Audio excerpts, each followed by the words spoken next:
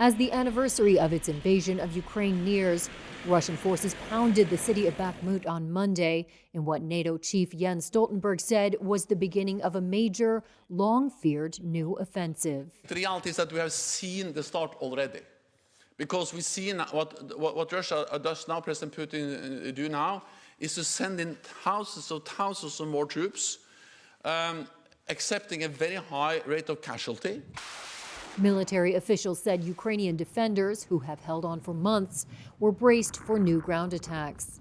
Bakhmut is a prime objective for Russian President Vladimir Putin, and its capture would give Russia a new foothold in the Donetsk region and a rare victory after several months of setbacks.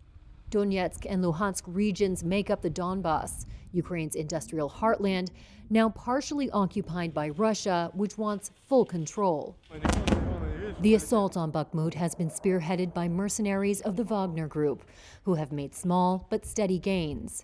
The renewed Russian bombardments made the situation there even more acute. The Ukrainian military reported Russian shelling all along the front line and said 16 settlements had been bombarded near Bakhmut, including the frontline village of Chasiv Yar, where volunteers worked to evacuate families while Ukrainian fighters held their ground despite difficult weather. Unit Commander Anton Fedorenko called the territory home. That's why we are holding on to it by nails and teeth and will stay here.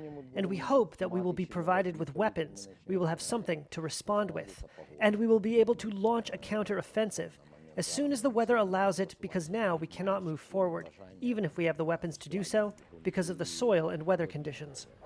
The United Nations Human Rights Office said on Monday that it had recorded more than 7,000 civilian deaths and nearly 12,000 injured since the February 24th invasion, mostly from shelling and missile and airstrikes, but said it believed the actual figure was much higher.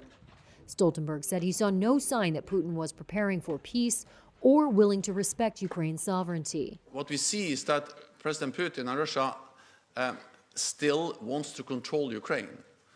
And therefore, the only way to ensure that Ukraine prevails as a sovereign nation is to continue to provide military support to Ukraine.